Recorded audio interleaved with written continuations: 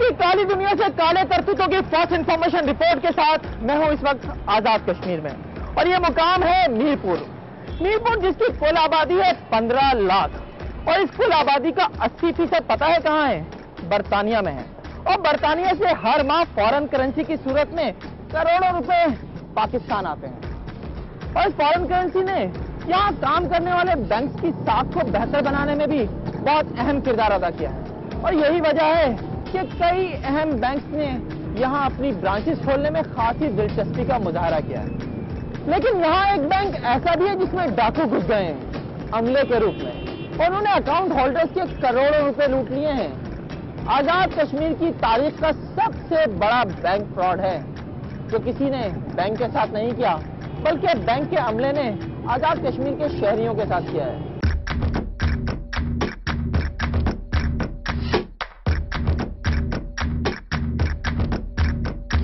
मीरपुर के लोगों का क्योंकि बैंकों के ऊपर बहुत ज़्यादा एतमाद है, स्पेशली जो हमारे लोग तारकीन वतन हैं वो अपना सरमाया मीरपुर के बैंकों में भेजते हैं।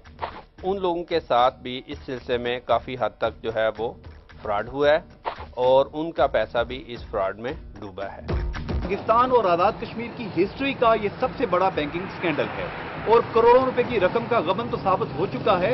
अभी करोड़ों रुपए की रकम ऐसी है जिसका पता ही नहीं है कि वो गबन की गई है।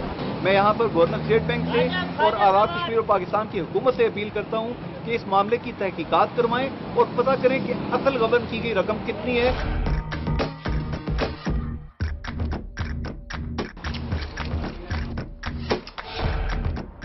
बैंक्स पर सिर्फ आजाद कश्मीर के लोग ही नहीं, पूरी दुनिया भरोसा करती है, और वजह है सरमाए का यकीनी तहफ़्फ़ुज़, एक एक पैसे का ठीक ठीक हिसाब। अकाउंट होल्डर्स जब चाहें रकम जमा कराएं और जब चाहें निकाल लें। स्टाफ हर वक्त ऑलवेज वेलकम का इश्तिहार बना रहता है। लेकिन मीरपुर के एक निजी बैंक में कुछ ऐसा हुआ है कि लोगों ने आसमान सर पर उठा लिया है। जाली रसीदें, बोगस चेक और दिखावे की एंट्री समेत हर हरबा इस्तेमाल किया है। कभी अकाउंट होल्डर्स के अकाउंट से रकम निकालकर जाती कारोबार में लगा दी, तो कभी फॉरेन करेंसी अकाउंट से फॉरेन करेंसी निकालकर शाम में अपने ही बैंक को बेचकर लाखों रुपए बना लिए। और ये धंधा सालों से जारी था जनाब।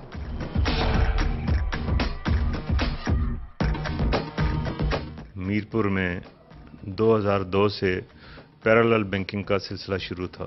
बैंक का पैसा मैनेजर और बाकी स्टाफ जो है वो अपने ज़ाती इस्तेमाल में लाते, दोस्तों को रिश्तेदारों को इस्तेमाल के लिए देते। बाकी जो अकाउंट होल्डर्स थे उनमें से भारी रकम जो है वो अपनी आईडी इस्तेमाल करके अपने मनपसंद अकाउंट्स में ट्रांसफ़र करवाते, फिर वहाँ से वो रकम निकाल कर अपने इस्तेमाल में लाते थे। इस तरह इनका एक ये भी तरीक़ाकार था कि बैंक का फॉरेन करेंसी ख़रीदने का जो रेट था वो आम मार्केट से ज़्यादा होता था, तो ये लोग बैंक का पैसा सुबह बैंक से निकलवाते, गैर कानूनी तौर पर निकलवाते, उससे मार्केट से जाके पाउंड ख़रीदते और फिर शाम को बैंक क्लोजिंग से पहले वही पाउंड जो है वो अपने बैंक को फ़रोख्त कर देते थे।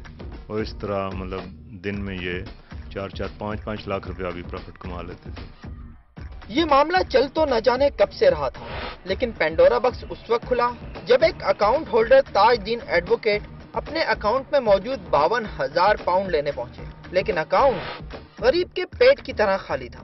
बैंक के फनकार अमले ने उन्हें बड़ी टोपियां कराईं, मगर वो वकील साहब को इस्लामाबाद जाने से ना रोक सका, और शायद यहीं से बैंक की आला इंतजामिया को इस फ्रॉड का पता चला और कार्रवाई का आगाज भी हुआ।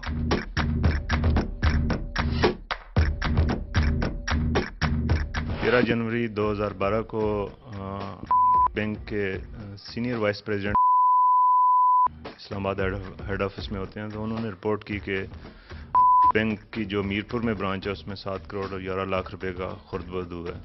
उनकी रिपोर्ट में हमने एफआईआर दर्ज की। इस एफआईआर में बैंक के ऑफिसर्स और कैशियर्स कुल 6 लोग थे जिन पे इल्ज़ाम लगाया गया, जिन्हें हमने बाद में गिरफ्तार किया। इनसे हमने 60 लाख रुपया रिकवर भी किया। बैंक ने इस दौरान उनकी एक डिपार्टमेंटल इंक्वायरी भी शुरू कर रखी थी। उस इंक्वायरी के नतीजे में फिर 13 लोग सर्विस से टर्मिनेट हुए। एक तरफ तो एफआईआर में 5-6 लोगों को जो नॉमिनेट किया गया था वो गिरफ्तार हुए, उसके बाद उनसे रिकवरी हुई, उनको चालान किया गया।